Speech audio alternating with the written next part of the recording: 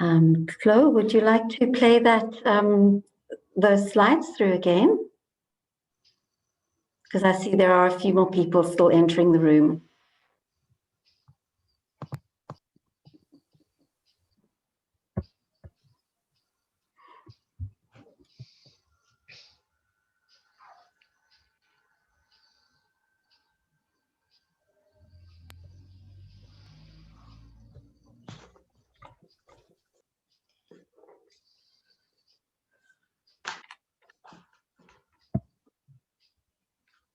I'm just going to play the slides through again just while we allow a few more people to join us.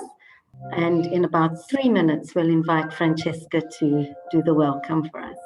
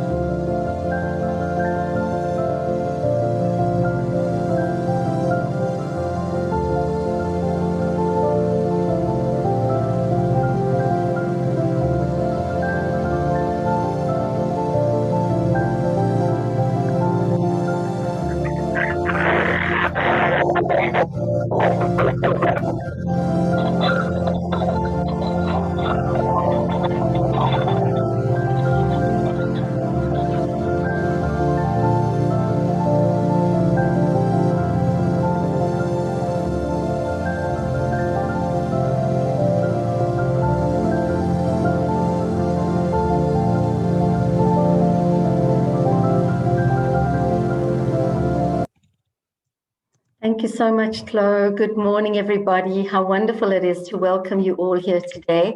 And I think that even though a few more people will probably still be trickling in, our time is pretty short today. When we're together, I think the conversation just flows and time seems to go really quickly. So welcome to all of you. Thank you to our wonderful speakers who have joined us. And I will be introducing them all to you a little bit later. For those of you who don't know me, my name is Reverend Berry. I am the Faith Leader Liaison with SAPC. And with that, it is my absolute pleasure to invite our Executive Director, Francesca de Gasperis, to welcome us to this event. What does your faith say about green funerals? And of course, the synchronicity is that we are deliberately holding it on Earth Day because we believe that this is a part of our service as Earth Keepers that we really need to be considering. But Francesca is going to tell us more about that. And with that, over to you, Francesca. Thank you so much. Thank you, Barry. Good morning, everyone. Wonderful to be with you here today. Happy Earth Day to all of us Earth Keepers. I hope you're having a wonderful start to your Earth Day. We are people of faith, faith leaders who are joining hands with many, many, many other environmentalists around the world today to celebrate Earth Day and to appreciate this very, very special sacred day for us all, for all those who live in the Earth community. So it's wonderful that you've made the time to be with us today, and it's so good to see old friends and colleagues with us. And yeah, I know we're going to have an opening prayer soon. Often I do the welcome after the opening prayer because we like to start all of our meetings with a prayer. But today, because it's Earth Day, we're having a special, longer service to the earth from faith leaders. We wanted to really join hands in prayer across this medium with you all. And it's the main way that SAFSI as an organization is really marking Earth Day, taking a moment to reflect and feel our bonds with the earth.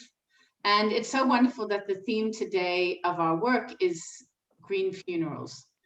Often when we talk about the earth and our connection to the earth, we think about what can we do in the here and now? What is it that we can do in life that will really make a difference to restore the earth? And what is it that we can do to walk more lightly on the planet? But actually in death, there is a tremendous moment for us all to have a light footprint. And in different faiths, that can have very different contexts and meanings.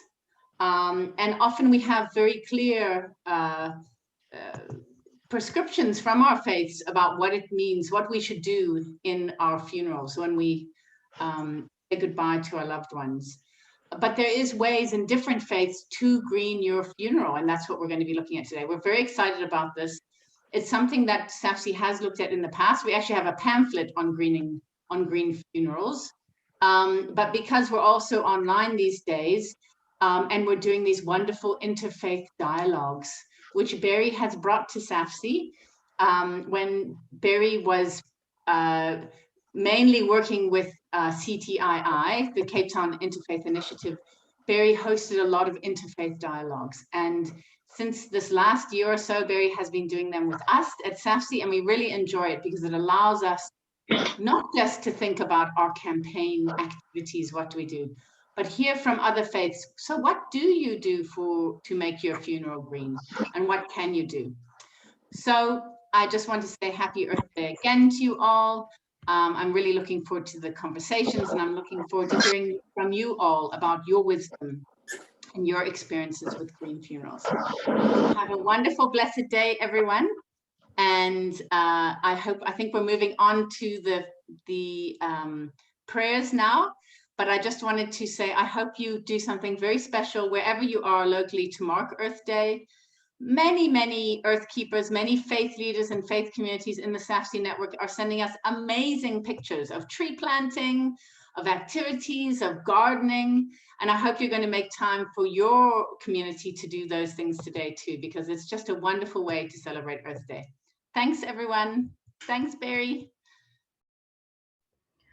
Thank you so much, Francesca. As always, it's wonderful to have you here, just bringing us into presence. And with that, I'd like to hand over to our very special, my colleague, Gabriel Manyangadzi, who is going to lead us through the Earth Day ceremony and speak us through a little bit more of what that means. Chloe will be playing us into that with a special slideshow that we've put together with the assistance of many of our colleagues from diverse faiths. So Chloe and then Gabriel will take it after the slideshow.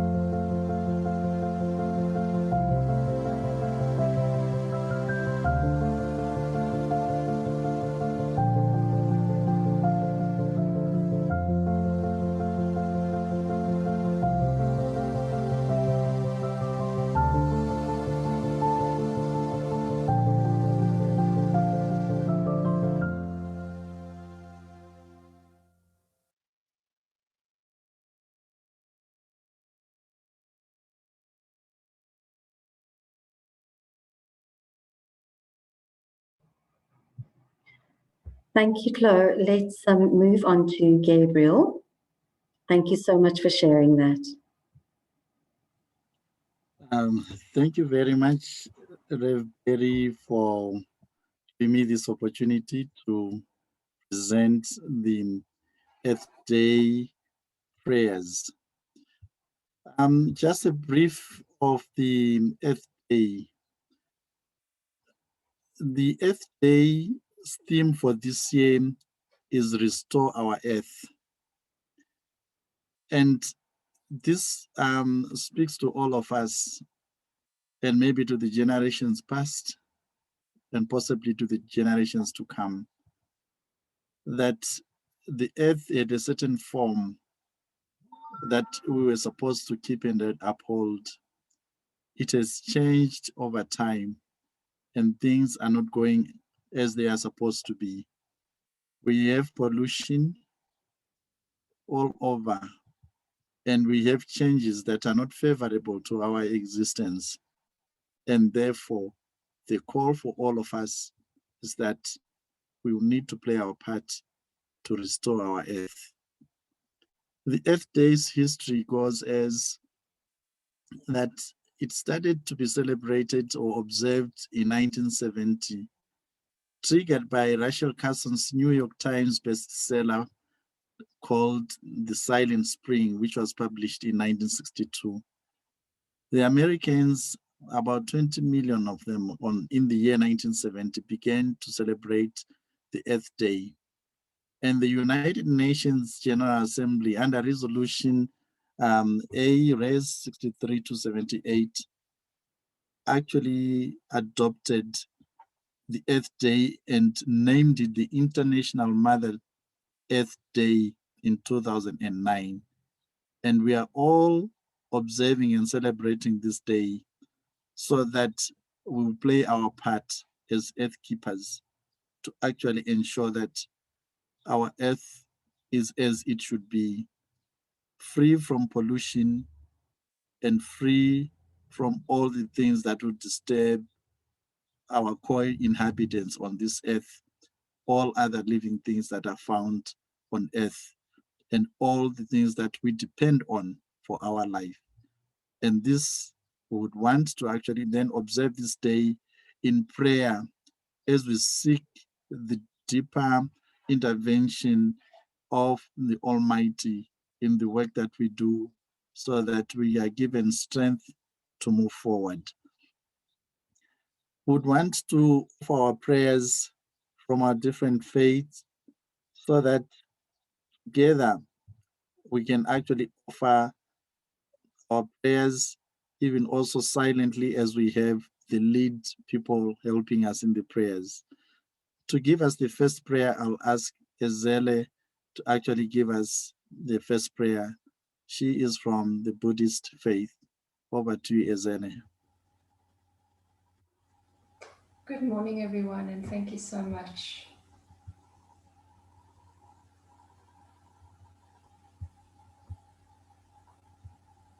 So as Buddhists, we start every day reflecting on the four ordinary foundations. Precious human life.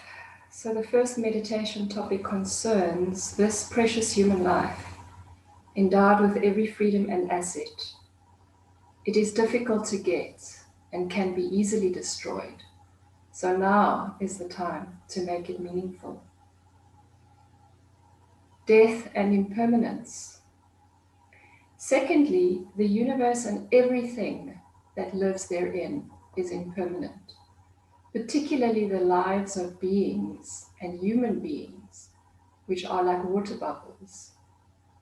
The time of death is uncertain, and when you die, you will become a corpse. Your spiritual practice will help you at that time. Therefore, practice it diligently now. 3, karma, cause and result. Thirdly, after your death, you will have to experience your own karma, having no degree of control over what happens. So give up harmful actions, words, and thoughts. All your time in this life should be spent in the practice of virtue. Thinking this way, evaluate your life daily. And finally, samsara, the shortcomings of this world. One is constantly being tormented by the three kinds of suffering: ignorance, attachment, and aversion. Therefore, worldly places, friends, pleasures, and possessions are like a party given by an executioner who will then lead one to the place of execution. Cutting through the snares of attachment, strive for awakening and liberation with diligence.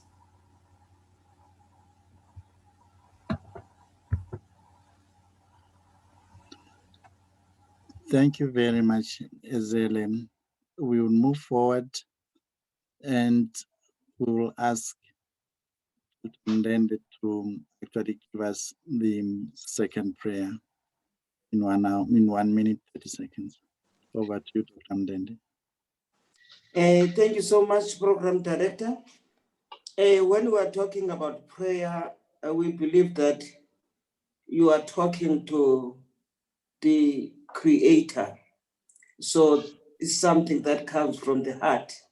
So will forgive me, I'll just read 3 verses in my language, but in a nutshell, I'll give it in 3 sentences in English. The prayer, the title of the prayer, which was written in 2006, because of what people were doing to the earth. The title is Kamata Sikolele, that is God forgive us. Kamata Sikolele umntwana mbulelo. Umbeke elizweni wajika wakujikela. Baphela abantu bengagulanga ngenxa yezenzo zabanye abantu. Kamata Sikolele. Namhlanje inyikima ngomso itsunami. Sisiqhushumbisi ngalamhla baphela abantu bengagulanga. Kamata Sikolele. Namhlanje sisithingithane abanye zanjonjo zemvula zingozi zenqwelomoya baphela abantu bengagulanga. Kamata Sikolele. Kodwa naye umuntu uxakile ngenxa yokurhala, ngenxa yezikhundla, ubulala omnye, ubulala indalo, igazi lomuntu liyathetha. Kamata balungise, sukumisa izazela zabo. In a nutshell, Program Director, the prayer is people pleading for forgiveness, because today, because of what we are doing, we find that there are earthquakes, there are tsunamis, there are many things, tornadoes and so on, because of what we are doing to the Creator.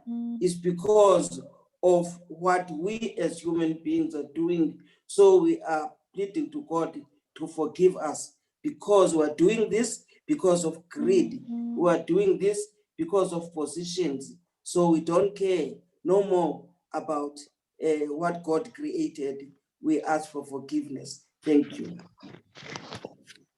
Thank you very much, Ndende, for that. And we move on. Would ask Haley Fudu from the Baha'i Faith to give us the next prayer in 1 minute, 30 seconds.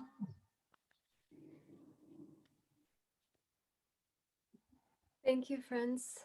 I've chosen a very simple hidden word from Baha'u'llah to share today. I'm sharing it in the chat as well. It says, "Know ye not why we created you all from the same dust, that no one should exalt himself over the other. Ponder at all times in your hearts how ye were created. Since we have created you all from the same substance, it is incumbent on you to be even as one soul, to walk with the same feet, eat with the same mouth, and dwell in the same land, that from your inmost being, from your deeds and actions, the signs of oneness and the essence of detachment may be made manifest. Such is my counsel to you, O concourse of light. Heed ye this counsel, that ye may obtain the fruit of holiness from the tree of wondrous glory." And to close, I'd like to sing a short prayer in Hosa, asking God to protect us all, including our dear Mother Earth. O Thixo ndikhokele, ndikhusele, ndenze ndibe isibane esibengezelayo, nenkwenkwezi exhaqhambileyo, ungusomandla, usobungangamsha, ungusomandla, usobungangamsha, Yabahawalabha.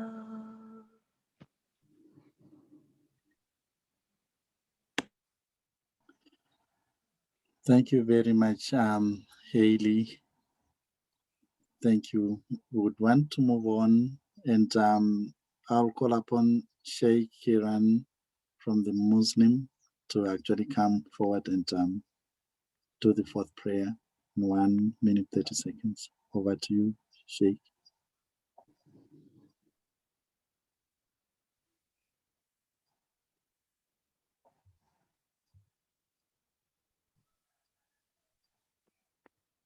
أعوذ بالله من الشيطان الرجيم. بسم الله الرحمن الرحيم. To each and everyone, Assalamu alaikum wa rahmatullahi wa barakatuh. I greet you in the eternal greeting of peace.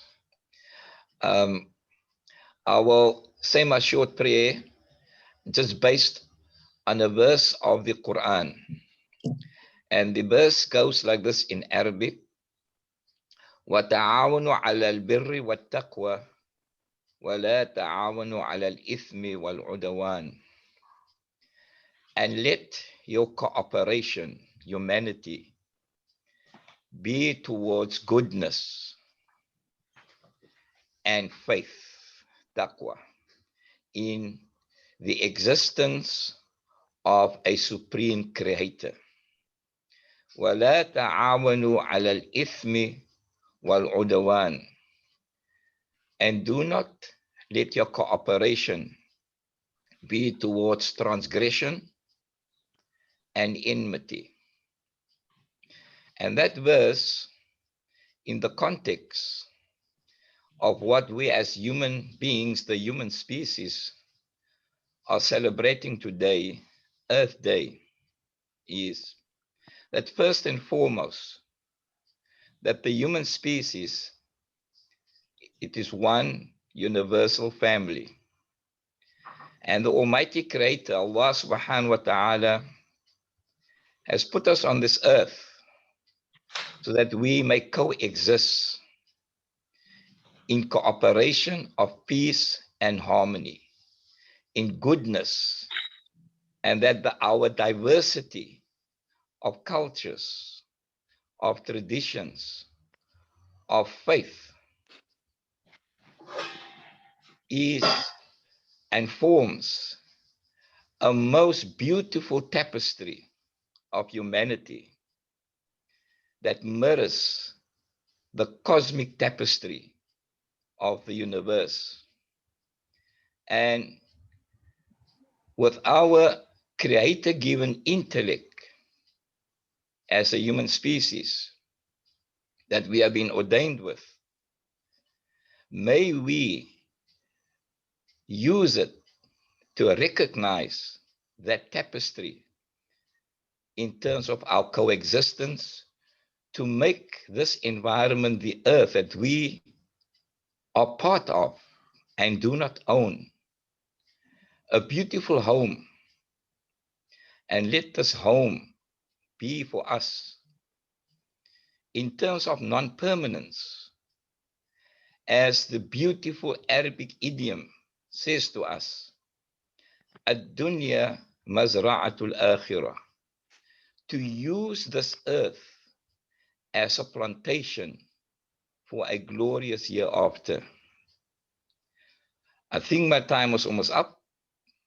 So let our birthday that we are celebrating today and our conversation We ask the Almighty and we beseech the Almighty, let it be the start of a beautiful future where we can re-establish ourselves as worthy occupants of this earth, and that this earth not become to us, humanity, a ghost ship when we have exhausted and depleted and pillaged all of its resources to our detriment and never to the detriment of the Almighty. May the Almighty, with our effort, guide us and give us that strength, and I'll beseech the Almighty's protection. Shukran. Thank you. Thank you very much, Sheikh. Thank you. We would want to call upon Andre Naidu of the Khoi tradition to offer the next prayer. Over to you, Andre.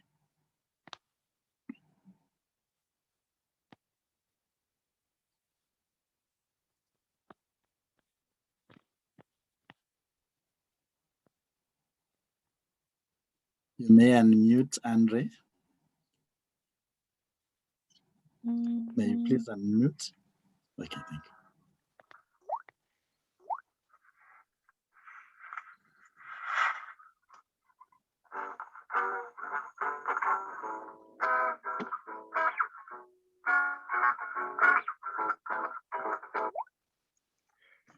Okay, so the prayer that I'm going to be doing, Taisis, and good day to all. The prayer that I'm going to be doing is in one of the ancient languages of the Khoi and San people, the indigenous peoples. To enter their prayer, they say, Ada Gore, which means let us pray. And the prayer goes like this. Sui Gowatse Abawitse, Sida Itse, Ida Sida Tire, Ida Sida Gangan Sire, Ida Sida Kava Kai Sire, Aboitswa, Sida Kutse, Tusi Kautse, Gangan Abotse, Gangan Abotse, which when translated would mean, Thou our sweet Lord Creator, Father, Mother, Thou our Father, Mother, let us live please, that we may praise Thee, that we may again bless Thee. Father and Mother of all mothers and fathers in the world, Thou our Lord, Thou, O sweet God, we say thank you. Thank you, Lord. Thank you. Thank you very much, Andre, and thank you to all those that have offered prayers at the beginning. We thank God who has offered us this opportunity to be part of the living earth, and that we should play our role to keep this earth as we remember the Earth Day. We will now move on to the next segment of the program, where I would ask my colleague Reverend Berry to take it up from here, and we will be coming back to offer the last 5 prayers when we are done with the next program. Reverend Berry, over to you. Thank you. Thank you so much, Gabriel. And thank you to Francesca for the introduction once again. And thank you so much also to all of our participants who have offered prayers on this day. I always reflect that we really do pray so well together, no matter what religion or belief we bring into the room with us. We enrich each other, and thank you for that.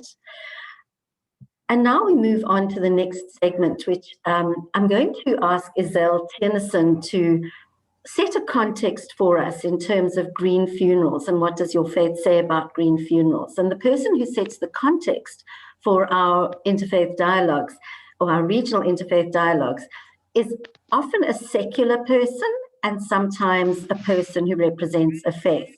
And Isel is going to speak to us, I think, from both perspectives. Let me just tell you a little bit about Isel before I hand over to her. So with an impressive array of academic achievements to her name, Isel Tennyson is a community psychologist, and coach, supporting individuals, teams, and organizations to align their values, strengths, and unique lived experiences towards making a meaningful difference in this world. Social and environmental justice are very close to Ezel's heart. She speaks 4 languages. I'm hoping she's going to stick with English today. She's a practicing Buddhist and has a special interest in the process around death. And as a founding member of Rakpa Bardo of the Western Cape, which is a nonprofit organization creating awareness and providing support for the dying person, Ezel advocates for sustainable funerary practices at local and regional levels. Ezel is unmarried, child-free, zero-waste vegan, and an avid composter. She grew up in a diverse low-income area in Cape Town, and she still calls this city her home. When she's not listening and dancing to African music, she's gardening or cooking. To live simply and elegantly in harmony with nature is Ezel's greatest wish. Thank you so much, Ezel, for sharing your time with us. The floor is yours. Thank you so much, Reverend Berry, and it's wonderful to be here with everyone. I am going to show you my very poor Zoom skills by fumbling about and trying to... There we go. There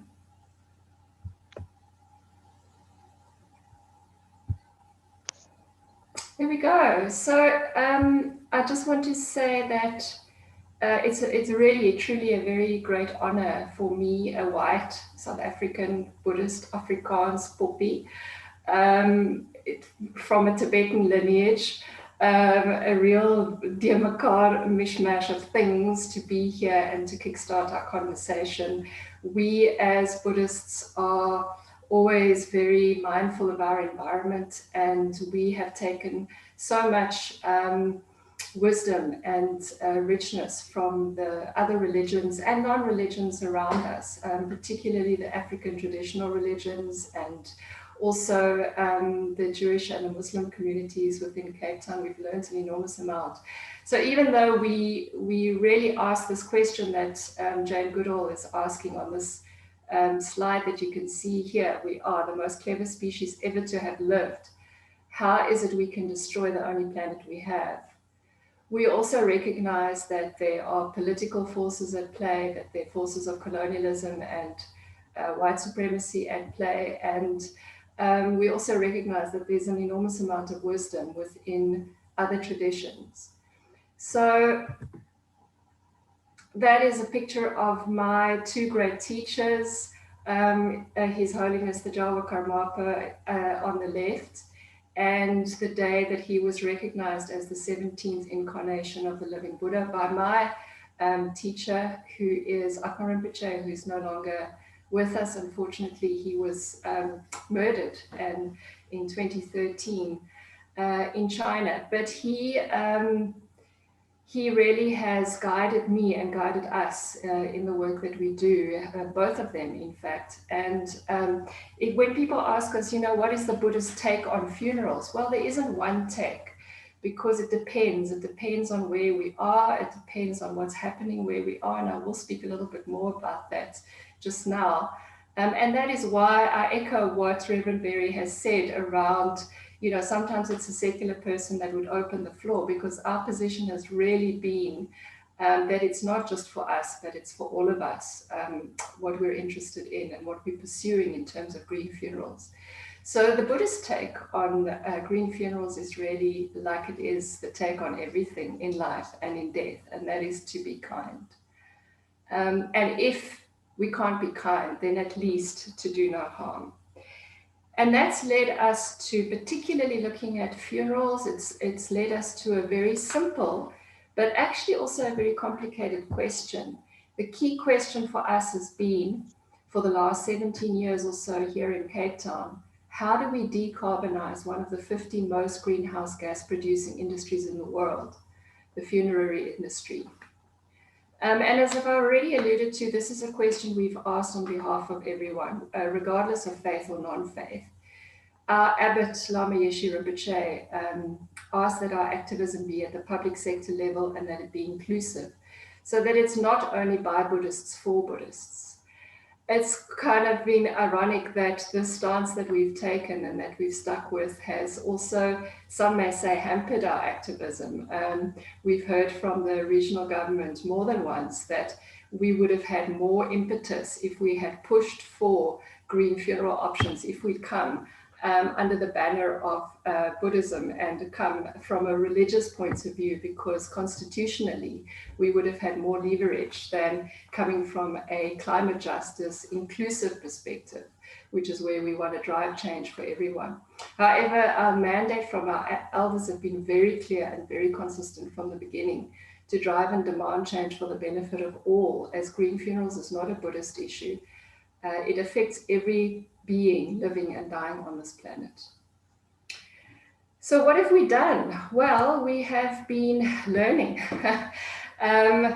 When I lived in the Eastern Cape and worked in the border region between the old Ciskei and Transkei borders, this saying that I learned, Ufunda de Ufe, really struck me. And it's so true also in this work. We learn until we die.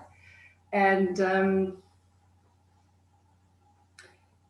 what we've been doing is we've been establishing relationships, I guess, with community members, with people throughout the funerary industry value chain, from people in the healthcare, at hospice level, even at coma care level, people working in hospitals, healthcare practitioners, religious leaders. We've worked with people in the funerary industry, morticians, with people in cemeteries, and then also with people at local and regional levels. And it's really been around building relationships and sharing information. So we've spent the last 17 years really educating ourselves and sharing what we've learned with others and vice versa.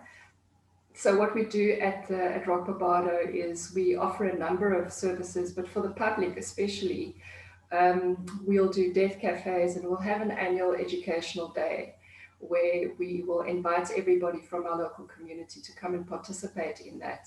And my role within that has been green funerals. That's been the portfolio that I've tried to, I don't want to say lead, but that I've been most enthusiastic about. So what have we learned? Well, we will learn until we die, but what have we learned in the last 17 years or so? We've learned so much, but I've really thought about the three most important things that I'd like to share with all of us today. And I'm sure none of it will be news, and we'll just echo what you already know yourselves. The first thing we've learned is that there's a thing like the sustainability trinity.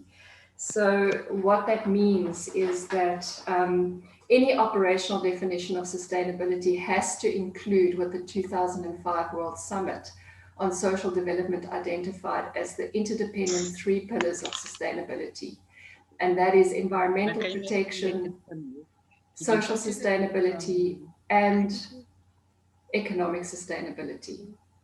So it's the interesting thing to know that the root of the word ecology comes from the Greek word ekos or oikos, and that is also the root of the word economy, as well as the root of the word ekumene, which is just an old-fashioned word for society or spiritual society. So many people have suggested that the ecological crisis in which we find ourselves today is a direct result of us splitting ecology from economy and thinking of economy only as finance and not as natural flows, growths, and cycles. And boy, have we seen this in the funeral industry. When you speak about sustainability in the funeral industry, everybody bar one will speak about financial sustainability. And of course that's important, but it's not the whole picture. Similarly, we've split ecology from economy, and we split that from ecumenial society, forgetting that the three are wholly interdependent. As I say, we've been reminded of this repeatedly in our engagement with the funerary industry. And so if we ignore any one of these three pillars, we can know that whatever we do is not going to bear fruit. We can't forget the people, we can't forget the environment, we can't forget economy. We have to look at the interrelationship of those three things. So at the heart of dying and living sustainably is a healthy environment with healthy people and a healthy economy. The definition of a sustainable system, which is what we want, right, is a thriving, well-functioning, resilient systems that recognize the interdependence with other diverse systems and an economy of finite resources.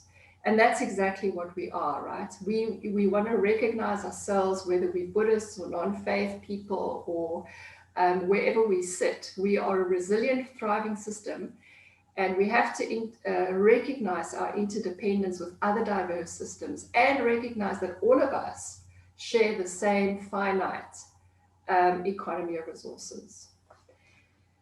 That's a mouthful. So the second thing is, and this is one of the pictures that I lifted from the internet, so I just have to say, whoever's copyrighted is, I didn't take this photograph.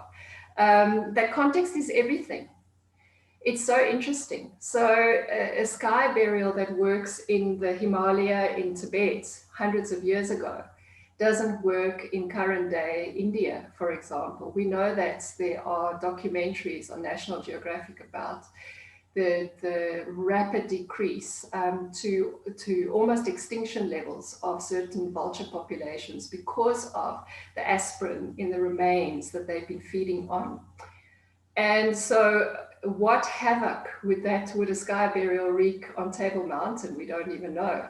But we can't assume, because it's worked at a particular place at a particular time in history, in a particular geographical area, that it's necessarily going to work here as well.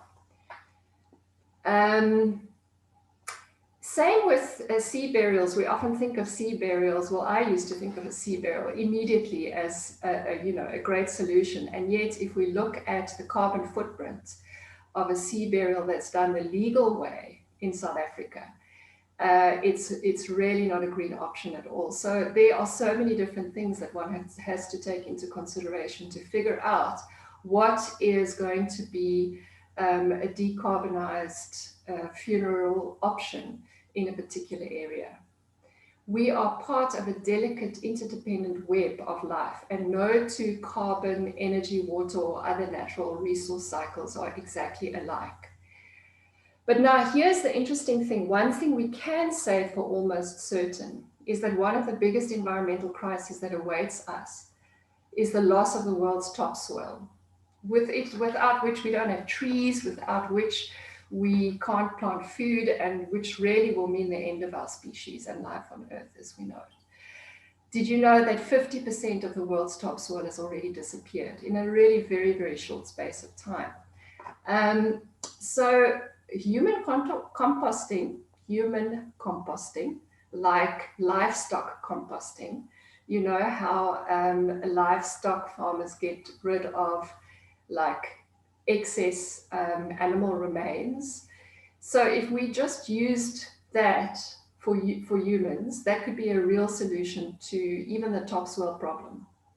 Because almost anywhere in the world under the right circumstances, it's a non-toxic detoxifying process that requires almost no space.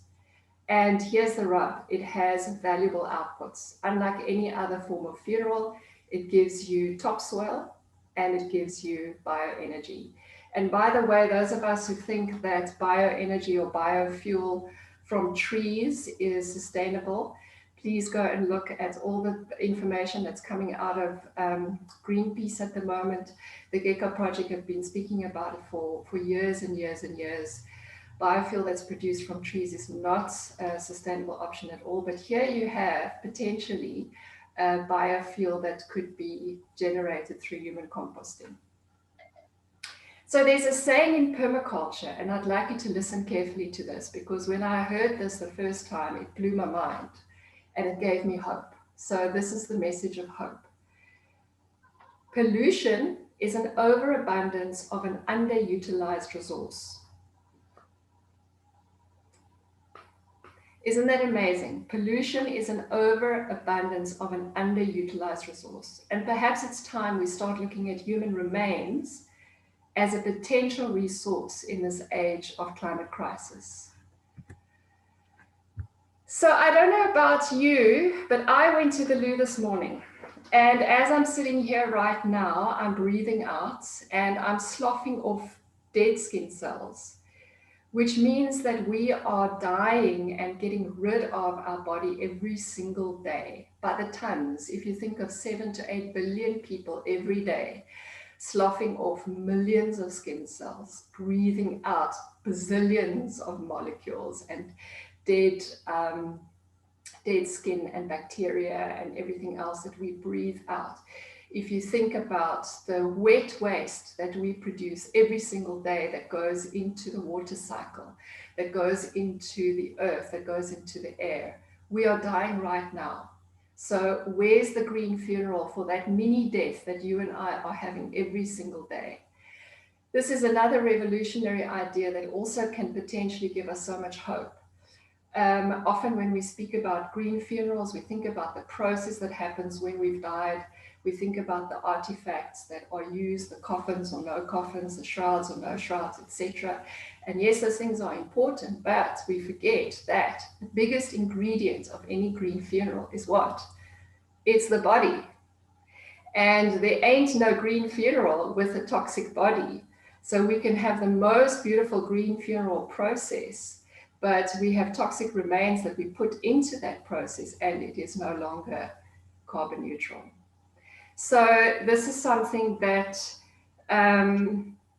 we can really do right now. It gives me an enormous sense of agency, knowing that while we are working towards making greener funeral options available, be it human composting, being in the infinity burial suit, be it coffinless burials under circumstances, be it changing the legislation around sea burials or even sky burials in certain places or whatever it may be, that we can all also do something right now every single day that has an impact on the environment today, as well as a massive impact on the environment when we die one day.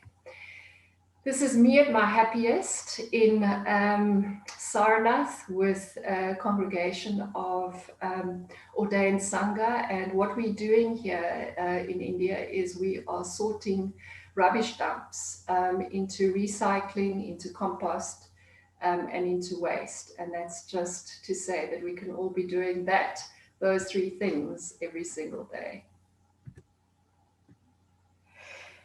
So I leave you with a quote from a woman who is leading the death care revolution in the world. Her name is Katrina Spade. If you haven't heard her name, can you believe that her surname is Spade? That's not a joke, it's for real. Please look her up. She has a wonderful TED Talk, and she's already she's already changed legislation in the US and in a number of states.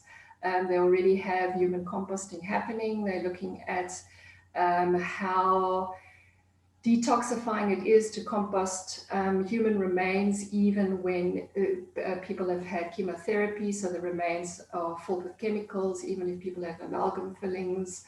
And what happens to all of that during the composting process. It's highly scientific and it's way above my layperson's understanding, but she breaks it down and explains it in such a way that it's really accessible. So I do recommend, if you haven't read about her, to go and do that. And she says that the access to ecological death care should be a human right. And I couldn't agree more. Thank you for your time.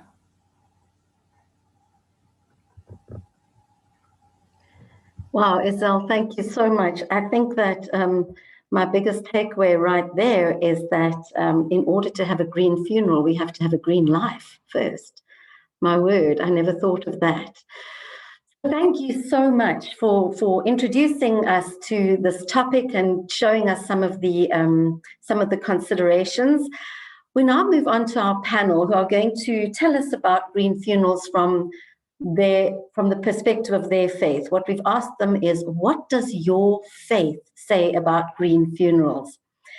Perira Ndaferenkandi, sorry Perira if I've said that wrong, is a practicing Catholic from Malawi who believes that women can change the world and make it a better place. She is the first female executive director of Malawi Interfaith AIDS Association, and she highlights the need for women to equip themselves with knowledge in whatever they do, whether preaching, business, or office work, to be able to change things. Malawi Interfaith AIDS Association is an interfaith umbrella grouping of religious institutions in the country mandated with faith-based responses to HIV and AIDS. She has worked with other organizations such as Banja la Mtsokholo, Johns Hopkins, and Malawi Network of Religious Leaders Living with AIDS.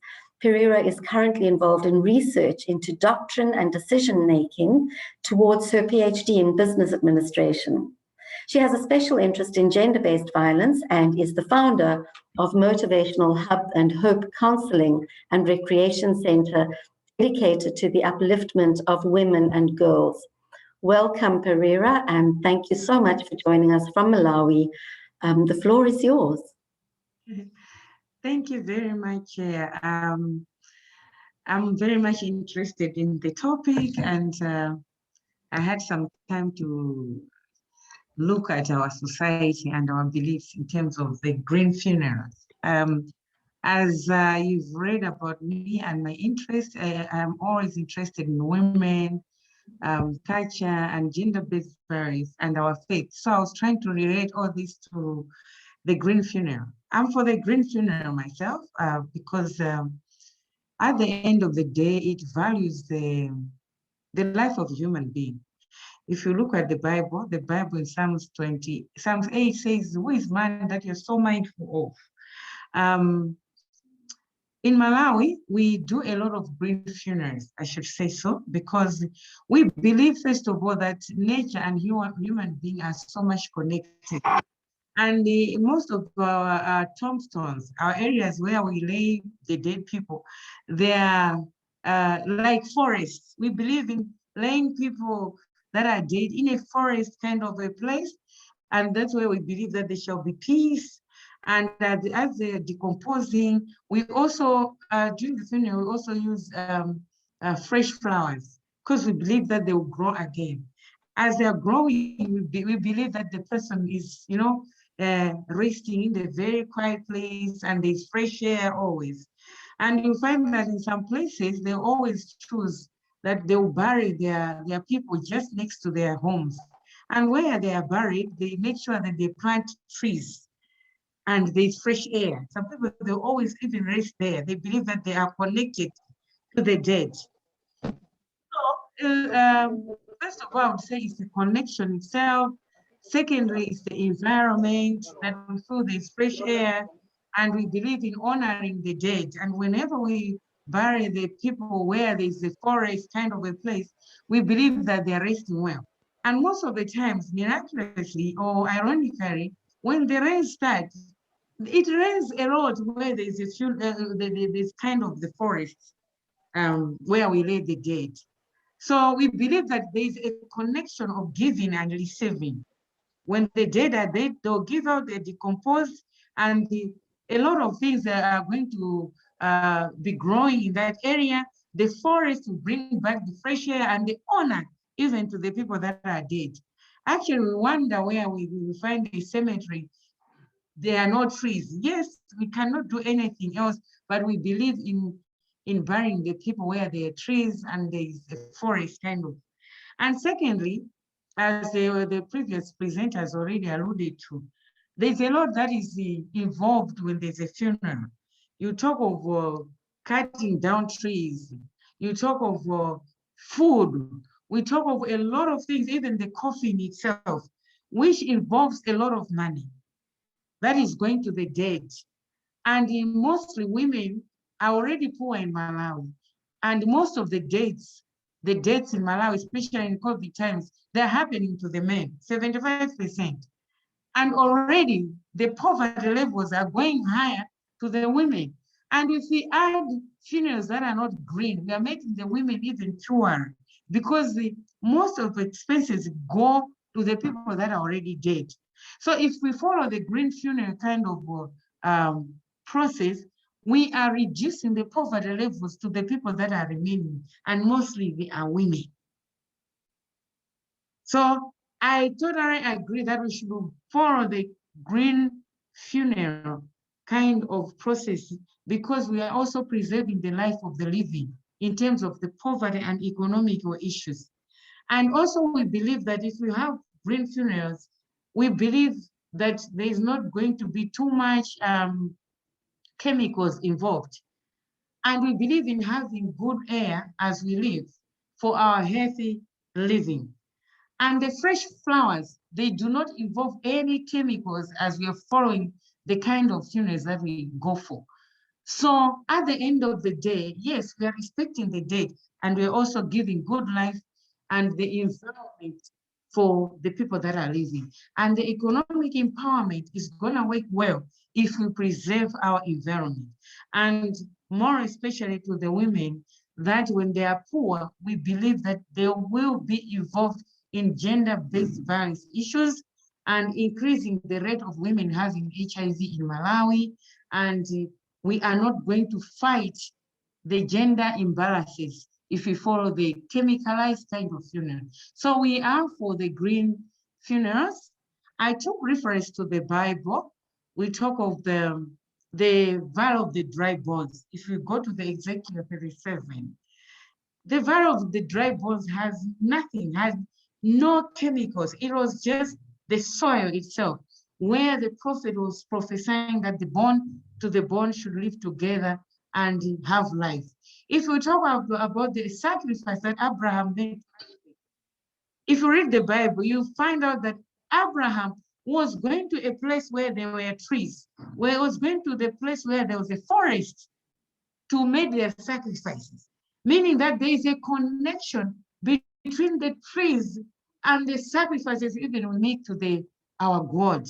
We can't go to a place where there's nothing, the environment is just deserted. We also follow the forest, follow the trees. There are a lot of references that I can make in the Bible that has followed the trees, that's followed the good environment. Even Jesus himself was going to pray in a place where it was cool. There were trees and you could breathe good air that is not chemicalized. So we are in support of the green funeral. In conclusion, I would say like that. I think I'll come back later, but I should say that we are in support of the green funerals. And Chair Reverend Berry, I've just sent my document on that one so that maybe we can share with others so that we can read more about what we are supporting about the green funerals. Thank you very much. Thank you so much, Pereira. That was actually a wonderfully encompassing presentation as well, and I really, really appreciate your effort, and thank you for sending me that document. I'm sure that we will really like to share it. I'm sure that many of our participants would like to see that. Thank you. So, you're welcome. I'm going to share a poll with you now before we move on to our next speaker. And the poll says this. It should be coming up on your screen right now. Do faith leaders have enough information about green funerals to help communities make informed decisions? And your choice, please just click whichever one is your choice. The answers are, your options are yes, they do have enough information, or no, they do not have enough information, or I don't actually know. Alternatively, I never thought about this before. So I'm going to give you another 30 seconds to place your vote into that, to just click on any one of those answers and let us know. So we've got just a couple of seconds to go.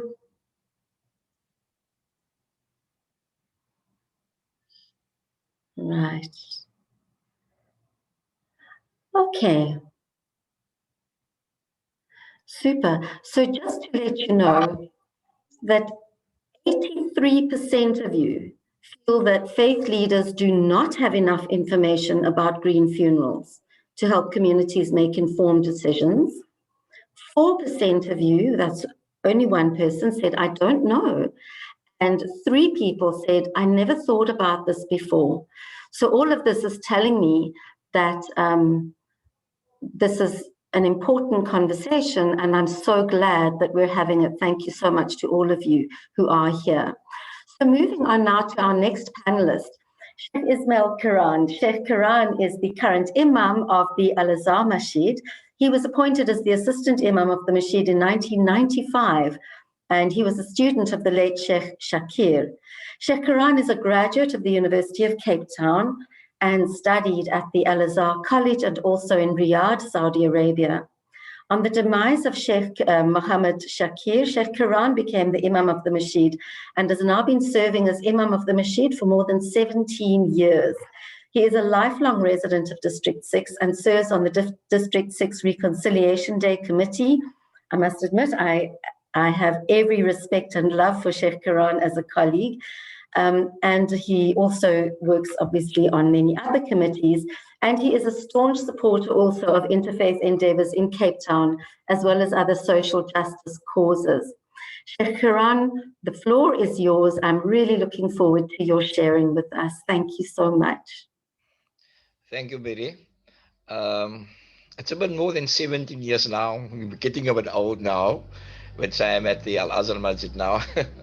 Anyway, yes, to our topic and in the context of what we're speaking about, Islam advocates and supports green living, obviously, living in harmony with the environment.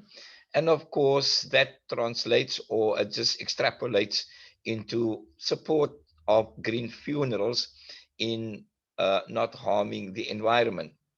So in the context of the mechanics of the funeral, according to Islamic practice, it is a very, very simple method where, first of all, the corpse, when the corpse is lowered into the grave, just to give you some idea, the corpse is not placed on its back.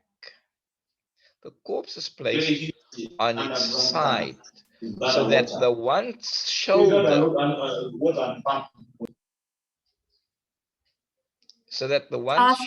I'm sorry, Sheikh Quran.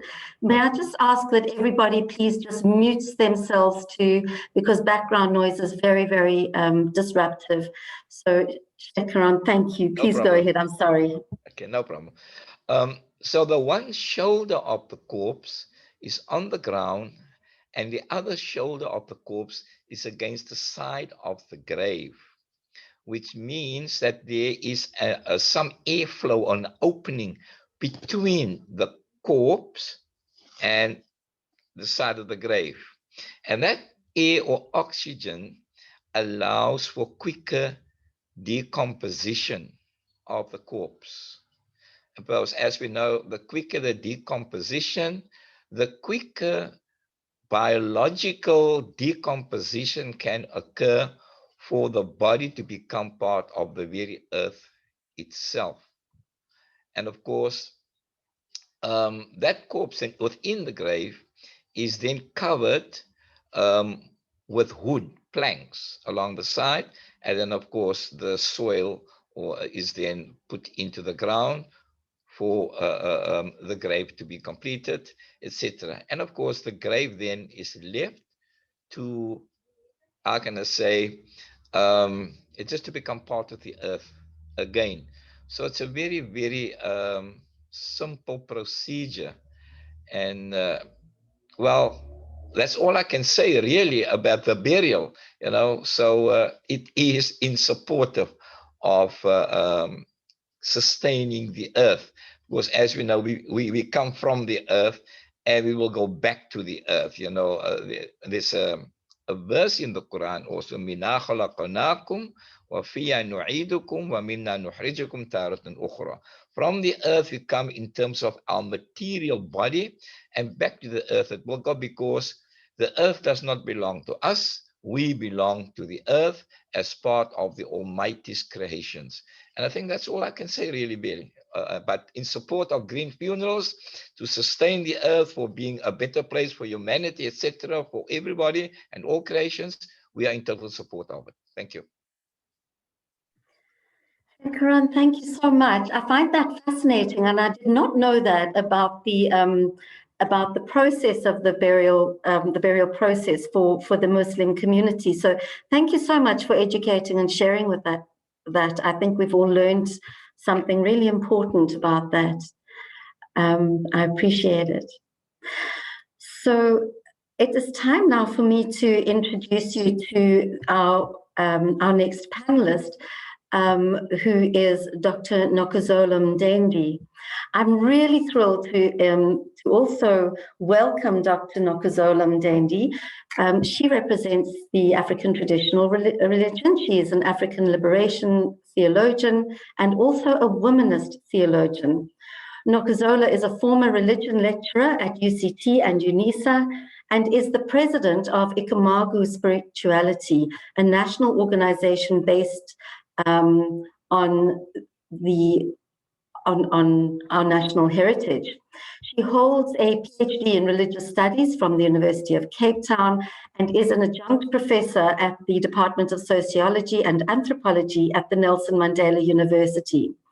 As an author, Nokuzola has published extensively on issues relating to African traditional religion, religion and law, gender issues and religion in education in South Africa. She is a consultant on all issues related to Indigenous knowledge systems, and as a broadcast traditional anchor. Wow, what an amazing career this is. Nokuzola Mdendi is a freelance presenter of African traditional religion at Mshlombo Winani FM, which is the second largest national radio station of the South African Broadcasting Corporation. Dr. Nokuzola Mdendi's well of knowledge is so rich and vast, it is impossible to just capture in such a short introduction. But today we are really fortunate to drink from her well and to make our own conclusions of the knowledge that she is bringing to us, as with each of the other speakers. Nokuzola, please take the floor. Thank you, Reverend, and thank you, colleagues. When I got this invitation, I was not sure whether I'm the right candidate, because when it comes to funerals, the people who are actually doing the work are the men. So there will be questions that I won't know. I was just listening to my Muslim colleague. Okay, on the side and so on. So, all right. And secondly, you are saying I'm representing African religion, and you are 100% correct. But here, I think I'm talking from a South African perspective. From a South African perspective, if I'm talking about the Black people, there are three categories. That's the reality. There are those who belong to African traditional religion specific. There are those who practice both Christianity and African traditional religion, and there are those who belong to charismatic churches. So I'm not going to talk about those who belong to charismatic churches, but when I talk, I will talk about African religion and even those who practice both, because the majority of them are Christians in the church, but at home they practice African traditional religion. Also, I'm not going to talk about the urban situation, because I think this is more of a problem in the urban areas and semi-urban areas. But with me, my background is rural and African traditional religion specific. So, and in the rural areas, the land is still under the traditional leaders. And in the cities, the land is under the municipalities. So the problems are very, very different, because us in the rural areas, when I was asking you, Reverend, what is this green funerals you're talking about? Because this is what you are actually practicing in the rural areas. Even those who are in the cities, you'll find that whether in Cape Town or Joburg or Port Elizabeth or Durban, they have joined the burial societies or insurance policies that if I die in Cape Town, there are kumbis who will go straight. We know that during the COVID-19 pandemic last year, Many Kumbis going to bury them at home because to us, the place of burial is very important. You must be buried home. And again, though COVID-19 pandemic program director was very cruel and merciless, but I want to point another side that it brought some change of mind to the people of the indigenous faith, mostly the Black people, that is going back without shame. Funerals are less expensive now. They are being conducted the traditional way. And in the past, when you conducted the traditional way, you were regarded as somebody who is not progressive. So we're practicing green funerals in the rural areas. You know what has changed? You'll find besides the environment, even with the people concerned, you know, when people are having the funerals, you would find that they will spend up to 6 hours. We're having a coffin in a tent, 6 hours, because this coffin arrived at 7, and sometimes they will finish at 3, sometimes they'll finish at 6. Now COVID says, within 2 hours. This is what we have been doing as African traditional religion. And you'll even find that in before the COVID, there will be people going around. By the time the priest, if they are Christian, is preaching there will be people going around in boxes with the fruit and juice. They're eating next to the coffin and so on and so on. And with African religion, we're saying, hi man, why are they doing, why? How can you eat next to a coffin? I don't know, because there are people with diabetes. Why did you keep so long before you bury the person? That was the question. But now COVID had to cut that down. And also one other thing, which we felt that this is a shame. This thing of having people who do not even know the deceased, going around looking at the face of the deceased. We don't know what's happening. So now COVID says, it's only the elder of the families who must identify that this is the right person, full stop. This is what the African religion people are doing. Okay, now let me come now to the funerals. You know, we must go back to our basic beliefs, a belief in God, belief in ancestors and rituals. And we believe that the spirits of the departed are intermediaries between us and the Creator. That is why when we talk about them, we don't say somebody is dead. No, people do not die. We say he has left us. He has gone somewhere. So these are the things that we do. Again, we're also, when we talk about ancestors, we use different metaphors. Like we say, the ancestors are the bones.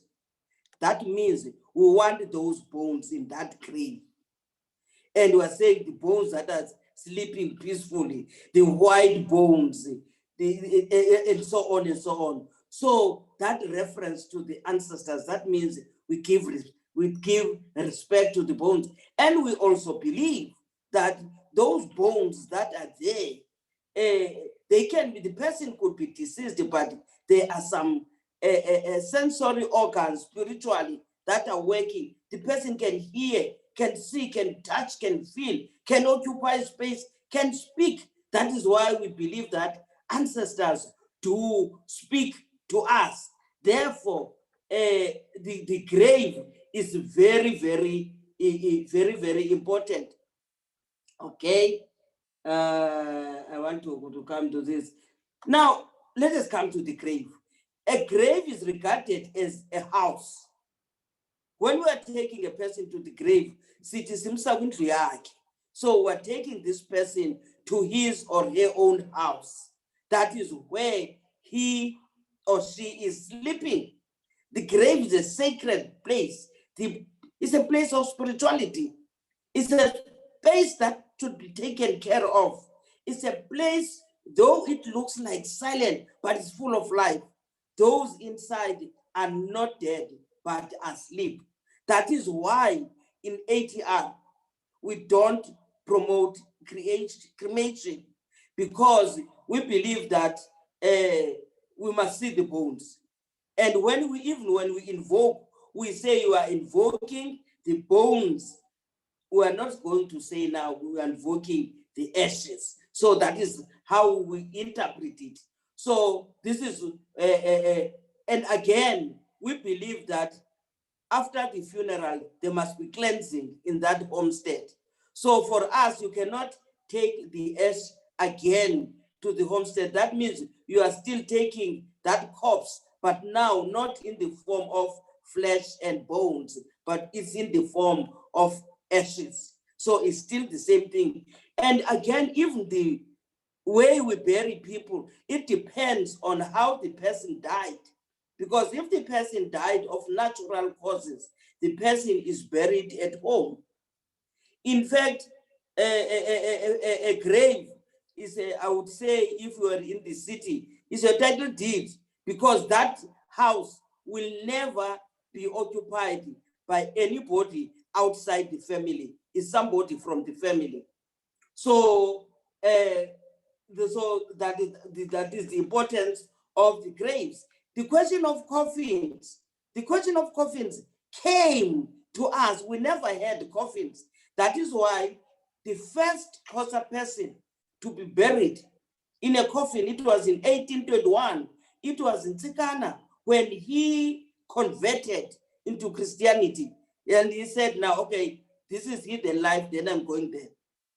All right, so that is the, so with us, we had, we used the poles. We used the poles to bury the individual. And when we bury the person, we talk to the person. The men are buried next to the croll.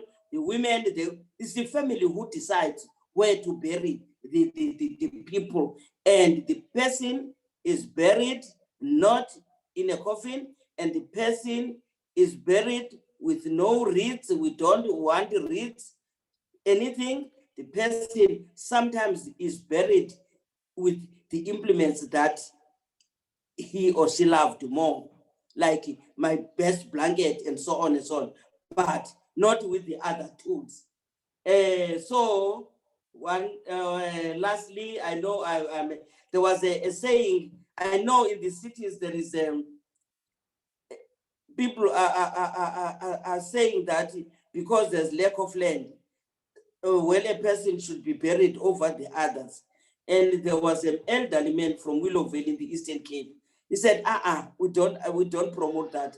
If you go to the grave and a stranger is buried over me, and you have a problem to be addressed by me, what if the stranger responds first? And what if the stranger speaks a foreign language? You'll collapse, because this will never work. So people must be buried at their biological homes. Fortunately, program director, in the rural areas, we're still having a lot of land. So I don't have an advice for those who bury in the cities, but in the rural areas, green funerals are there, and we've got a lot of land there. Thank you.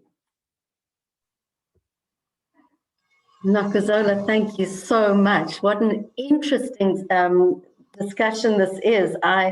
I'm so glad you brought to us the gift of reconnecting the importance of the grave with the afterlife and with what happens spiritually to us after we die. Thank you so much. I feel like we could listen to all our speakers for a very long time. I'm going to actually share with you another poll now. And two, I think that I want to, oh wait, that's the wrong poll. I'm not quite sure how to get back to the next one. Okay. There we are. So relaunch. So I'm going to ask you this question. Is the question of funeral options discussed openly and often enough in your faith community?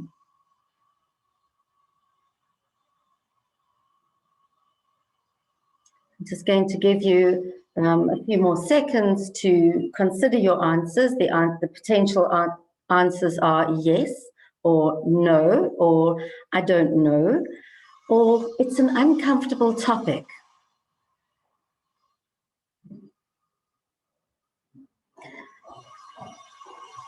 And Nakazola, while people are filling in those their answers to the poll, just to let you know that there's been some wonderful recognition of you in the chat. You might want to just scroll back. There was a message from Isel and a message from Zelda, and it's just lovely for me to see that and to reconnect you with people who've really meant something to in their lives. Okay, so here we go. We're going to end the polling. So of the 20 people who responded, 6 of you, that's 30%, said yes, the question of funeral options is discussed openly and often enough in our faith community. And I think the missing question for me is, I wonder which faith community that is. And then secondly, there were 11 of the 20 people who responded. That's 55% who said no, it's not discussed often enough. Just 5% said I don't know, and 10% said it's an uncomfortable topic. So thank you so much for participating in that particular poll. I am going to stop sharing that right now. And just before we go on to some questions for our panelists, I'm going to invite Hayley Fudu, who is representing the Baha'i community, and you would have heard she presented us with a beautiful prayer earlier on. As part of our Earth Day prayers, Hayley would like to say something very briefly to us regarding the Baha'i perspective on green funerals. Hayley? Thank you so much. Not just on the Baha'i view, but listening to our speakers, seeing some of the similarities and important points that go across faiths has come to my mind that I just wanted to highlight. Thank you, Mama, about the bones being important. In the Baha'i faith, we're not cremated, and I always wondered why, and maybe it's that because of what you said.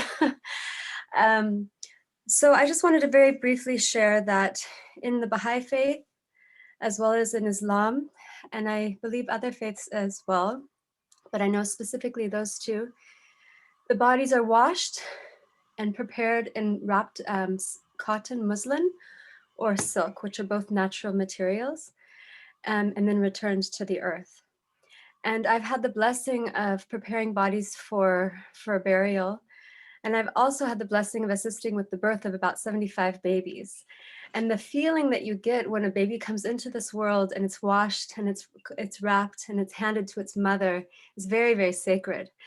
And when I've prepared bodies for burial, I go through that very similar emotional process of honoring this body, washing it with love, and returning it to the divine Mother Earth, as well as to the divine Creator.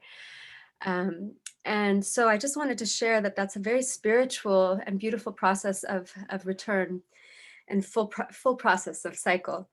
And the last thing I just wanted to share is that in the Baha'i faith, we believe as we move into the future, we will have a more plant-based diet as people are learning more about the importance of caring for our bodies and what our bodies actually need, and how certain foods actually get really, especially animal products, really degrade the earth. And so when our Buddhist friend was speaking and she shared about how we have to live, if we want a green funeral, we have to live green now. And it made me think of something, and I just wanted to very briefly share, was that we make our body a gift to the earth. So if we live in a way that is healthy and clean, our bodies are returned to the earth as a gift rather than as a poison. And the last thing I wanted to share was just an example, and it is a bit graphic, so apologies. But during the Vietnam War, the Viet Cong and the American soldiers, slaughtered one another in the fields of Vietnam. And the Vietnamese had a very simple plant-based diet with rice and vegetables mostly, maybe a bit of fish. And the American soldiers, you know, came from a land of preservatives and lots of meat and everything. And what happened is there were dead bodies all over the fields. And within days, the Viet Cong, they started to naturally decay and go back into the earth. And the American soldiers' bodies, they bloated up and they sat for weeks. And this is very graphic, but it's just a reminder to ourselves is, do we want our bodies to be returned as a gift? Because really they're just a vessel that our souls have been lent during this life. And so if we're very mindful of how we live, what we put into them, and we honor them as the spiritual vessel they are, we'll make different choices, I'm sure. So I really thank our Buddhist speaker for highlighting that point. And then lastly, I just wanted to share that in Baha'i funerals, we bury very quickly as well, like the Muslim friends, and we bury very close to wherever the body was, wherever the body passed away. And this is because we want to, again, honor it and not jostle it around, but just give it back gently to the earth as soon as possible. And so I just wanted to leave us thinking today about how, even though we all have these different varieties of practice and process, that as we go back into our spiritual communities, if we can lovingly and gently both guide and encourage our friends of faith with what we've learned today, we will be actually assisting the earth in her healing process. So I just wanted to, again, thank you all for everything you've taught me today. Thank you so much, Haley. I really appreciate you sharing those comments with us and bringing us further food for thought regarding the Baha'i perspective. We have a few minutes just for a couple of questions. If there are any questions before we move on to our final speaker, and again, a fascinating speaker that I'm really looking forward to hearing from. But if there are any pressing questions, please just make sure that they are in the chat. And perhaps, I don't know, Chloe, if there have been any questions I may have missed in the chat. I know that there was some exchange going on in the chat, but I'm not quite sure if there are any outstanding questions. Chloe? Okay, hi, Rev Berry. There is a comment, it's more of a comment than a question from Kate Davis. Not too sure if you'd like me to read it out or not. Please do. Okay, it says, I am deeply respectful of traditional burial practices and funerals. I am concerned about the commercialization of death. Some of my concerns are about practical issues, including expensive, ornate coffins, even stainless steel that don't degrade. Muslims and Baha'i traditionally bury bodies on the same day as death, using a simple shard, making body decomposition a natural process. There is often a long wait before the burial, so the body needs to be preserved with chemicals and kept in cold storage. The practice of cremation may save land for burials in cities, but uses a lot of energy. Thank you so much. That is actually a perfect segue, Kate.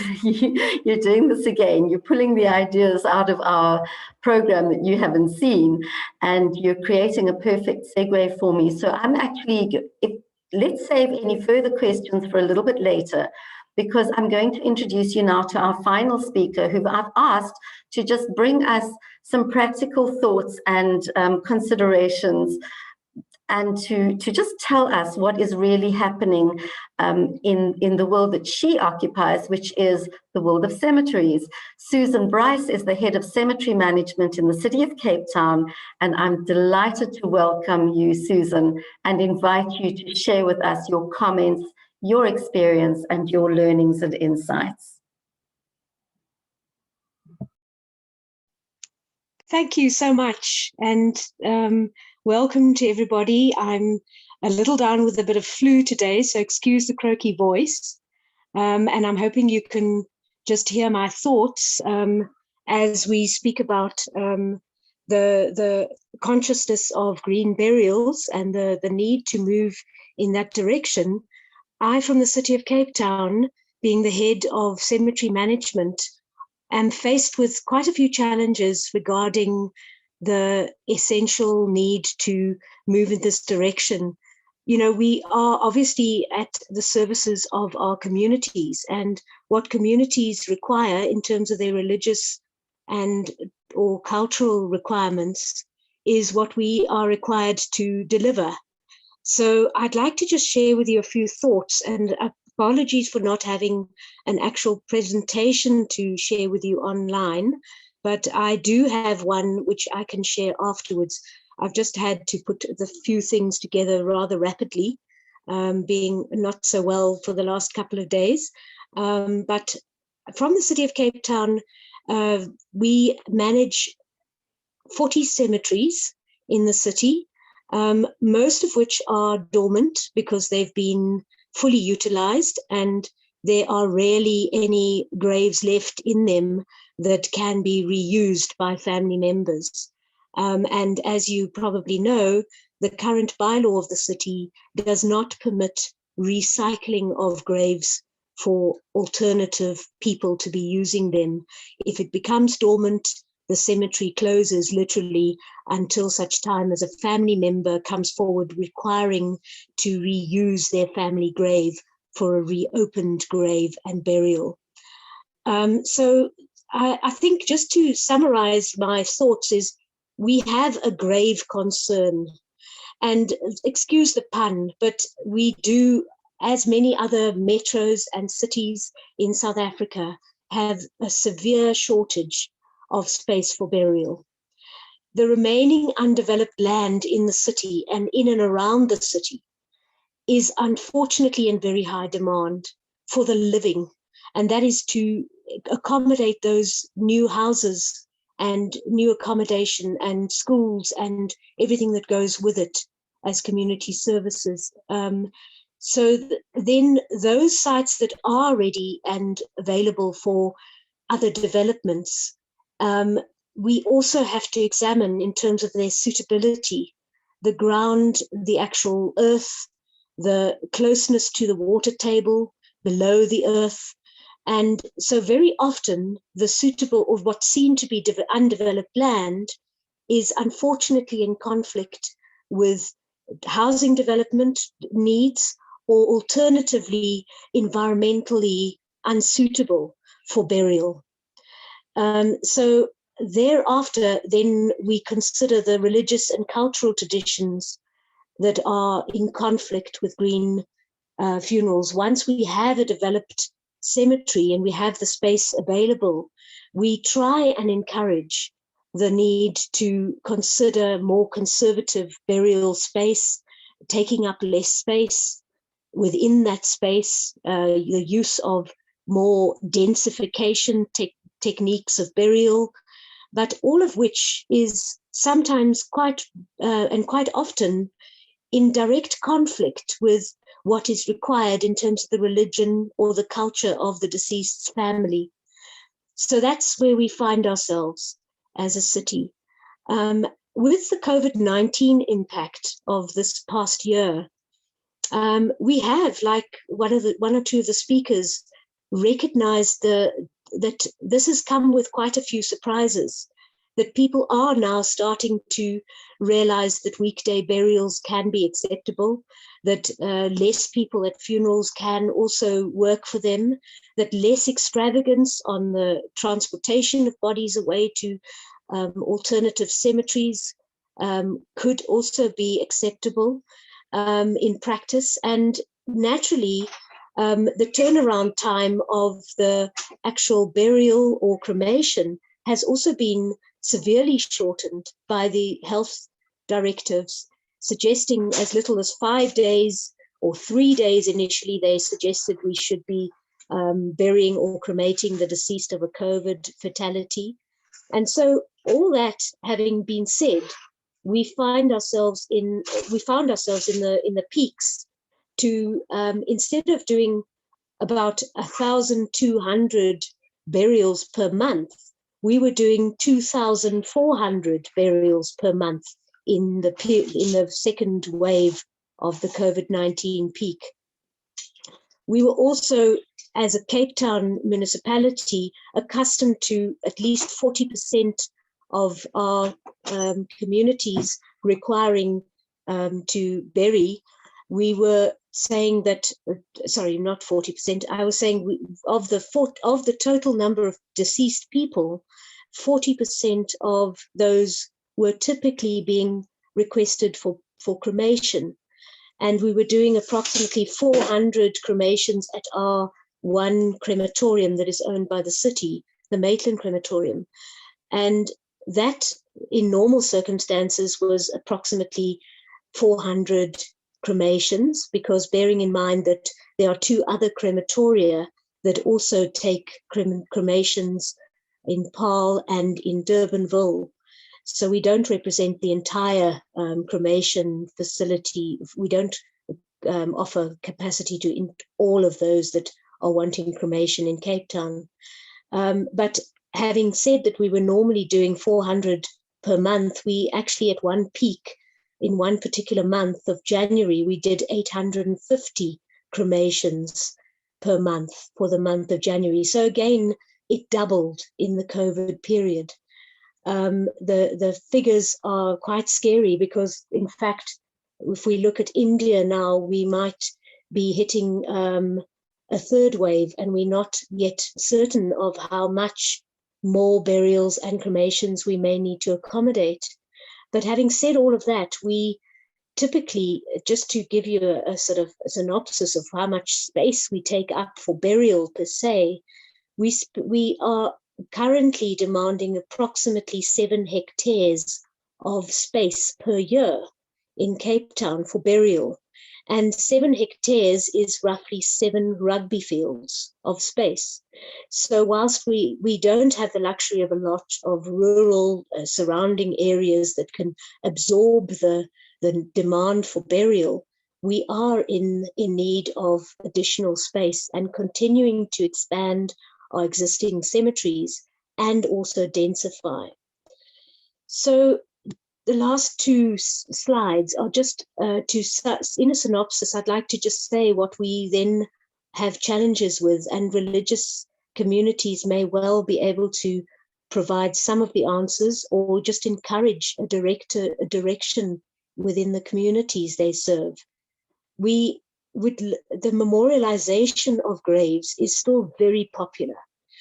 Although we as a city have introduced less memorials and tried to give that a cost incentive and trying to lessen the cost of a memorial, a berm grave, which only allows a headstone at the top end of the grave and takes up less space in terms of its dimensions, that hasn't been extremely popular, but we do offer that.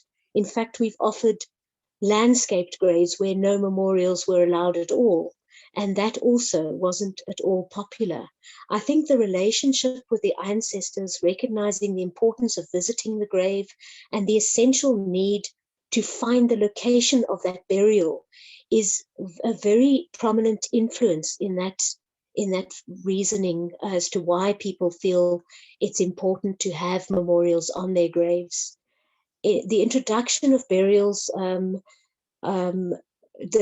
introduction of alternatives to burial or cremation have in fact been explored by the city. We introduced the mausoleum option. We know that in Cape Town, the first ever water hydrolysis machine was bought in from the USA. And that too had its challenges in convincing those that wanted to do things differently to consider hydrolysis. Sea burials is not under our jurisdiction, it's under the Portmaster's jurisdiction. And I truly believe there's still room to encourage that sort of practice. The other 2 options that was mentioned and have been investigated in the past is, of course, nitrogen freeze drying, which is termed as promession, and then human composting. And I'd like to point out that whilst we have only very recently got the National Health Minister to recognize that water hydrolysis is a procedure that can be authorized, legally speaking, in terms of the health regulations. We have yet to receive similar authorization for nitrogen freezing or promation and human composting. So whilst we promote this practice, we must consider that this has yet to be authorized in terms of legislation. And that is work underway, I'm sure. So my end of presentation proposals are that collectively we consider encouraging people to reduce memorialization of graves, to mark it in the simplest way possible, instead of having to spend enormous amounts of money on granite and memorials that very often fall into severe disrepair.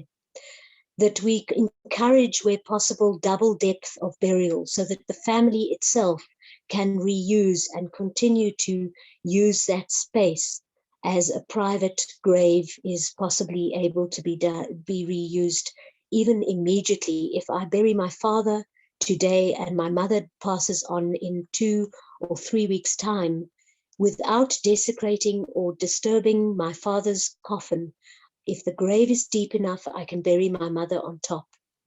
And due to many families requiring space soon after one another, that is authorized in terms of our bylaw. The recycling of grave space, where communities accept the recycling. I speak again about those that only have no reservation religiously or traditionally. There is a practice in Cape Town of public graves where we reuse and recycle graves, but we do not come in contact with the first burial. We always make them deep enough to bury on top an unrelated person, and we recycle between 5 and 10 years later. Then the densification of burial space is obviously considering smaller grave space, lack of reducing the pathways, not having pathways, or even filling in pathways and roads in cemeteries that are becoming full. We are also considering quite seriously the reuse of older dormant cemeteries.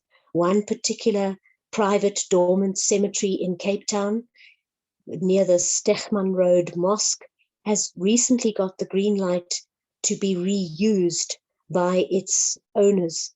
And that is actually very encouraging to see that the Muslim faith does, in fact, promote and support the idea of reuse of dormant cemeteries to enable there to be more space in future.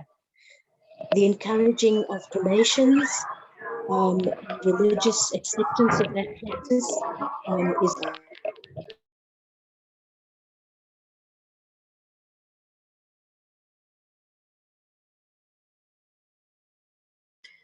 Sorry, Susan, you've been muted. I just need to unmute you, or could you just unmute yourself somehow? There you go. Thank you. Sorry, I didn't do that deliberately. I don't know how that happened.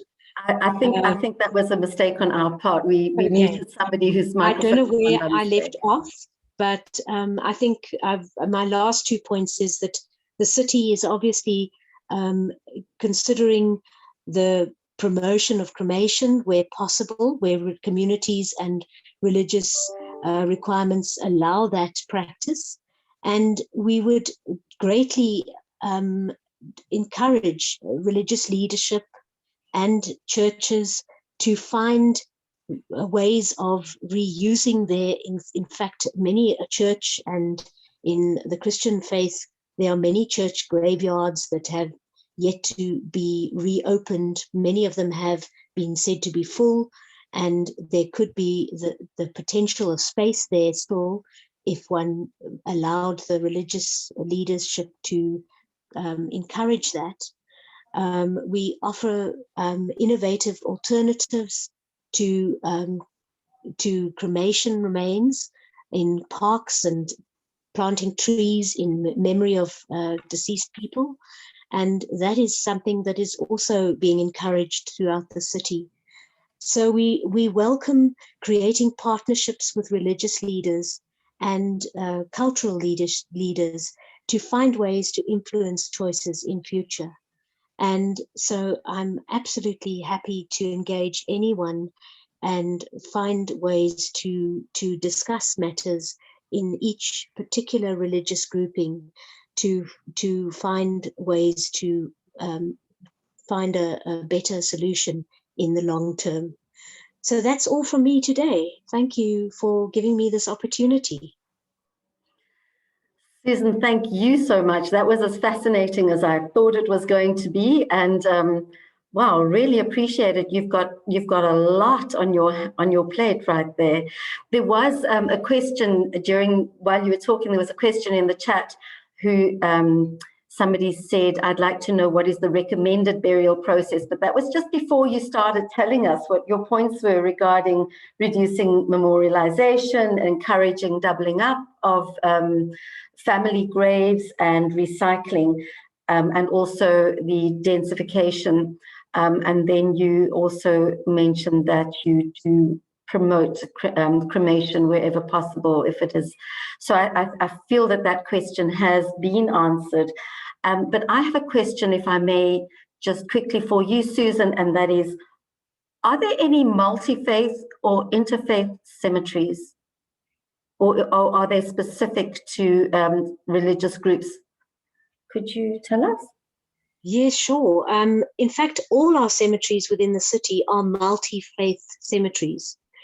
The only areas that we are allowing to be differentiated are those that require specific dimension of graves or specific alignment of graves. So within our existing cemeteries, we have continued to allow and provide for Muslim graves that naturally need to be buried in the direction of Qibla.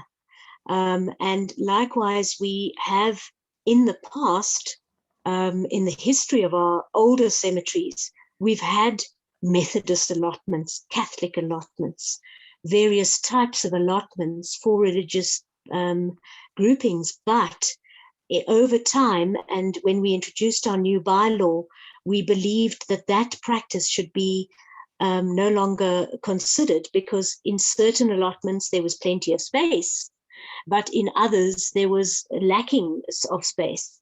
And so we need to recognize that cemeteries do need to be multi-faith areas, that we shouldn't, unless there's a religious reason that they should be buried separately from other faith groups.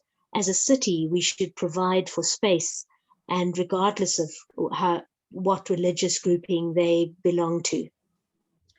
Super. Thank you so much. I appreciate that. I also have, I see that our time is actually running out. We are 11 minutes to the end. So although there are some questions that are burning in my heart, and I'm sure that there must be many questions burning in your hearts as well, I think it's important for us to move on to our,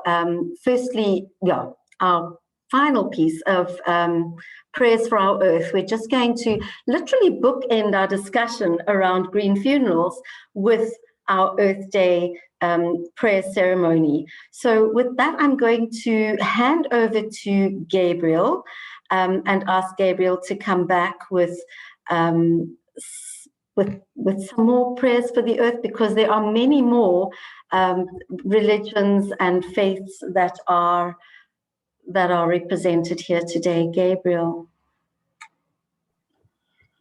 Thank you very much, Reverend Berry. And we would want to thank all the presenters for these enlightening presentations that we have had.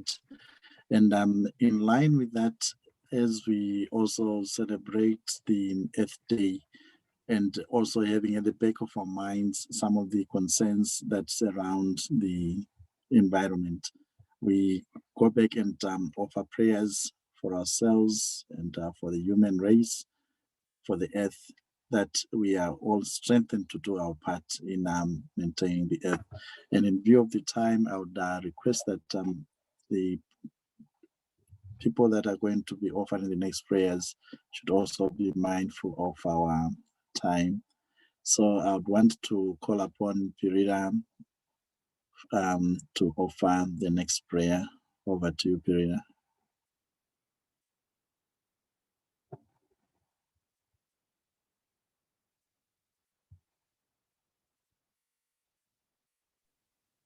Hello. Yes, we can hear you. May please go ahead.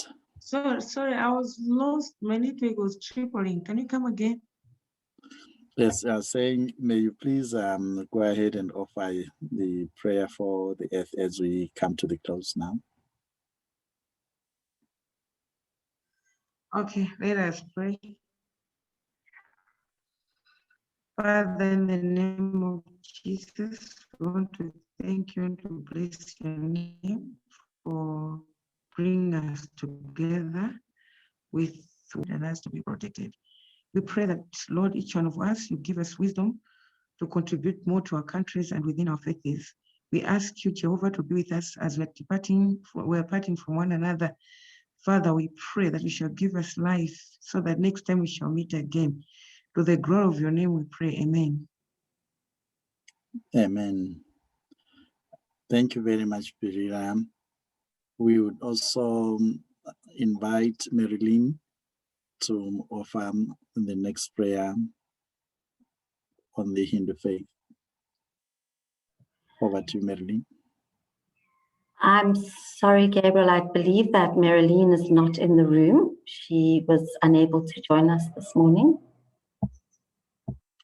Thank you, Rev Berry. We would ask any one of the participants to offer us a prayer later on, but for now, we would ask Bridget Numonde to give us the next prayer.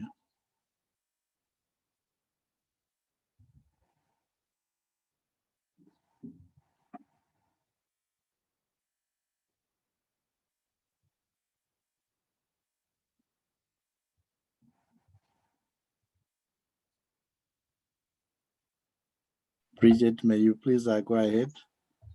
Thank you. Our Quaker prayer at the end of the Safsi Earth Day celebration has been borrowed from one adapted by the Gaelic by Mary Rogers. Deep peace of the quiet earth to you, who, herself unmoving, harbors the movements and facilitates the life of 10,000 creatures, while resting contented, stable, tranquil. Deep peace of the quiet earth to you. Amen. Amen. Well, thank you very much, Bridget. And we would move on and would like to ask Rachel to offer the next prayer. Over to you, Rachel. Hello, everyone. I just want to thank you all very much for opening our minds, our hearts, and hopefully our hands, that will be doing the work that we need to repair and take care of our earth. And I'll pray our blessing today in Hebrew. Baruch atah Adonai Eloheinu ruach haolam shenatan lanu hizdamnut letaken et haolam. Blessed are you, our God, Spirit of this beautiful universe, who has given us the opportunity to heal our world. And I want to bless us all that we may love the earth as we love ourselves.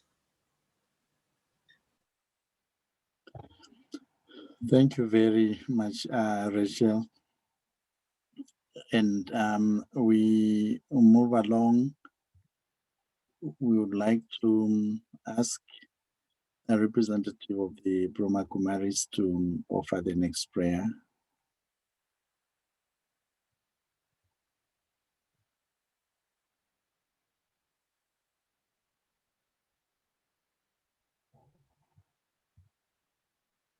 Hello. I'm sorry, Gabriel. I believe the Brahma Kumaris were unable to join us this morning, but let's send them our love and our thoughts. Thank you, Rev Berry. We will do that. And we would now ask for if we have anyone in the group having been moved by all the activities that we have had today, would also want to offer a prayer for the earth and a prayer to all the living beings on earth, human beings, animals, plants, and all. Anybody who has been moved would want to offer a prayer right now. May you please just indicate and go on and give us that prayer. Hi, Gabriel. Innocent has raised his hand. I'm not sure if he wants to do a prayer. Thanks. Okay, please go ahead, Innocent.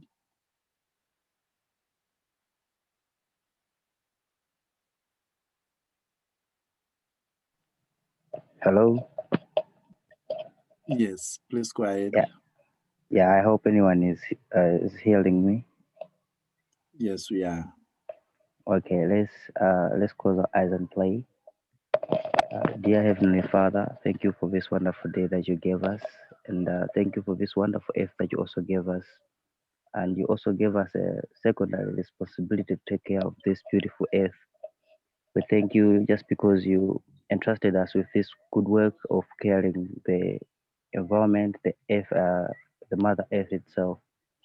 So we thank you for this day that we have also learned something that we are going to use it in our daily lives as we are taking the responsibility of taking care of this earth. Thank you, and we bless your name. Amen. Amen. Oh, thank you very much, Innocent. In closing, I just want to say a few words and thanking everybody that have managed to offer a prayer today. And I know most of us were also offering silent prayers, and we should actually continue to offer these prayers and to encourage a lot more people to do observe things that we have heard in the presentations and also that have been offered through the prayers. I want to just say, in the Muslim faith, they define faith, which, if I wouldn't be able to pronounce this correctly, is al-iman in the Arabic language, which means to affirm something and to comply with it.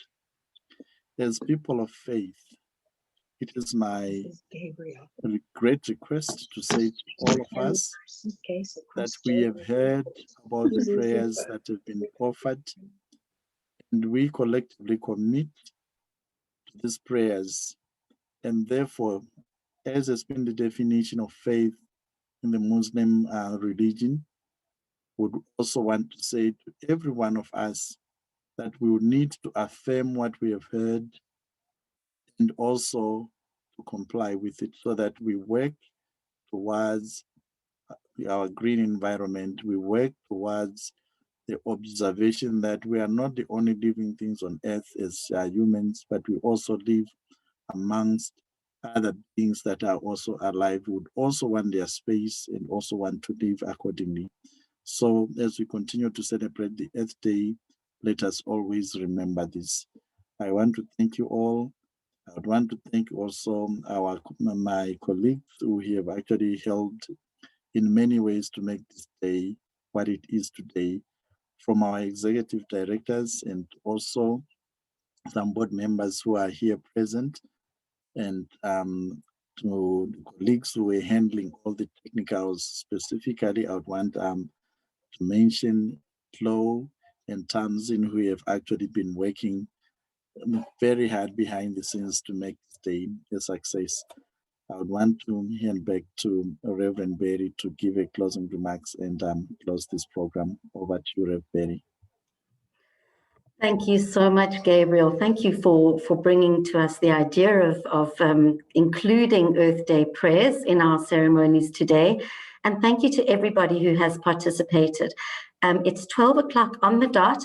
If you have 1 minute to share with us, I would like to ask you one more question on our polling, and that is, do you feel that you have learned something useful here today that you can share with your community? And if you don't mind to just Thank you for the two who've already answered that. I hope, Isel, that you're one of them. That if you don't mind just answering that, as you are greeting us to leave the room today, your participation here, all of our speakers have been amazing. Sheikh Karan, Nokazola, Perira, Isel, and of course, Susan Bryce. I am so delighted that you were all able to join us and share your wonderful wisdom with us today. I think that we'll all be connecting for more information and certainly taking this conversation forward. Happy Earth Day, everybody. We love you and we thank you so much for joining us. Enjoy the rest of your day. Every blessing. Thank you. Bye. Bye. Thank you so much. Bye-bye, Bye, everyone. everybody. Bye, everyone. Thank you very much. Thank you. Thank you, Bye. everybody.